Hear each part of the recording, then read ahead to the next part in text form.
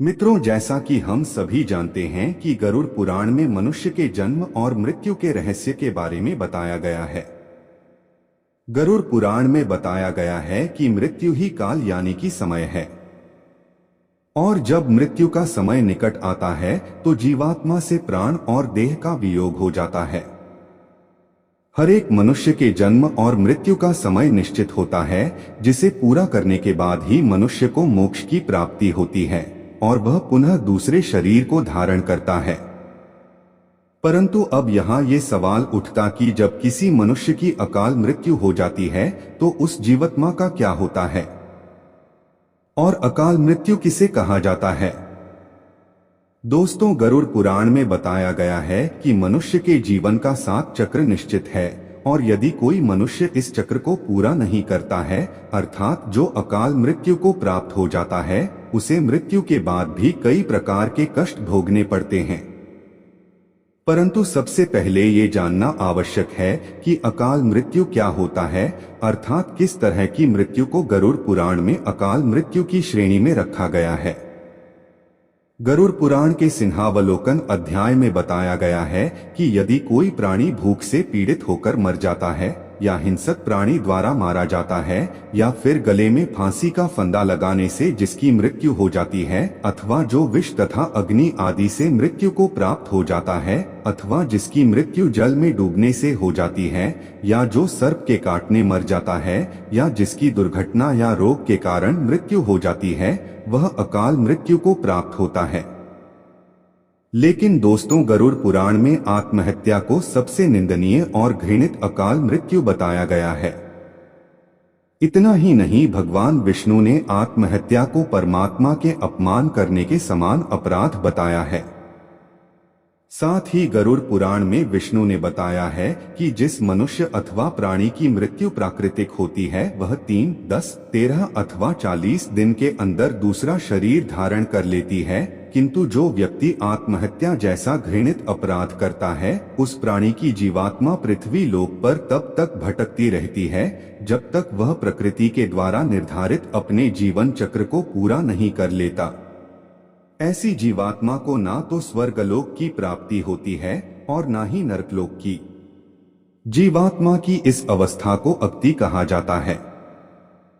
इसलिए गरुड़ पुराण में बताया गया है कि आत्महत्या करने वाली आत्मा अकाल मृत्यु को प्राप्त होने वाले सभी आत्माओं में सबसे कष्टदायी अवस्था में पहुंच जाता है, और अकाल मृत्यु को प्राप्त करने वाली आत्मा अपनी तमाम इच्छाओं यानी भूख, प्यास, संभोग, सुख, राग, क्रोध, दोष, लोभ, वासना आदि की पूर्ति के लिए अंधकार में तब तक भटकता रहता है जब तक कि उसका परमात्मा द्वारा निर्धारित जीवन चक्र पूरा नहीं हो जाता।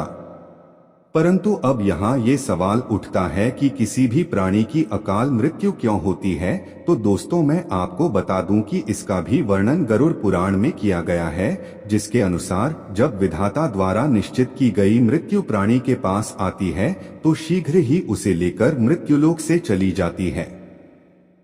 प्राचीन काल से ही वेद का यह कथन है कि मनुष्य 100 वर्ष तक जीवित रहता है, किंतु जो व्यक्ति निंदित कर्म करता है वह शीघ्र ही विनष्ट हो जाता है।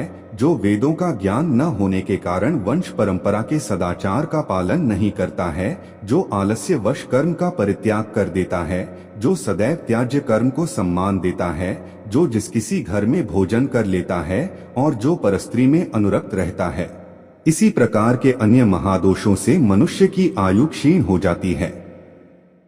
श्रद्धाहीन, अपवित्र, नास्तिक, मंगल का परित्याग करने वाले, परद्रोही, असत्यवादी ब्राह्मण की मृत्यु अकाल में ही यमलोक ले जाती है। प्रजा की रक्षा न करने वाला, धर्माचरण से हीन, क्रूर, व्यसनी, मूर्ख, वेदानुशासन से पृथक और प्रजापीड़क क्षत्रिय यम का शासन प्राप्त होता है। ऐसे दोषी ब्राह्मण एवं क्षत्रिय मृत्यु के वशीभूत हो जाते हैं और यमयातना को प्राप्त करते हैं।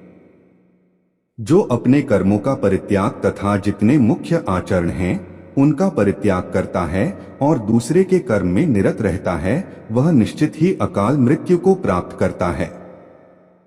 और जो शूद्र द्विज सेवा के बिना अन्य कर्म करता है, वह भी निश्चित समय से पहले यमलोक जाता है। ये तो हो गई अकाल मृत्यु और उससे मिलने वाली कष्टों की बात। चलिए अब जानते हैं कि अकाल मृत्यु के बाद कौन सी आत्मा किस योनि में भटकती रहती है। गरुड़ पुराण में बताया गया है कि जो पुरुष अकाल मृत्यु को प्राप्त करता है तो वह भूत, प्रेत, पिशाच, कुष्मांडा, ब्रह्म राक्षस, बेताल या क्षेत्रपाल योनि में भटकता रहता है। जबकि कोई स्त्री अकाल मृत्यु को प्राप्त होती है तो वह भी इसी तरह की योनि में भटकती रहती है, लेकिन उसे अलग अलग नामों से जाना जाता है।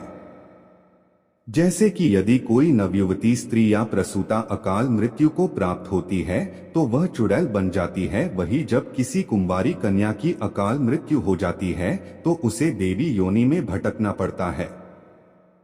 इन सब के अलावे गरुड़ पुराण में अकाल मृत्यु के कारणों से मृत आत्मा के शांति हेतु कई तरह के उपाय बताए गए हैं।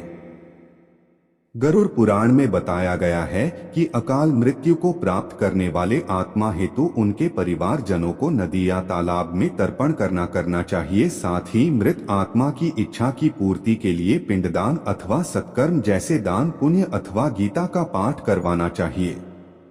ये कार्य कम से कम 3 वर्षों तक चलते रहने चाहिए।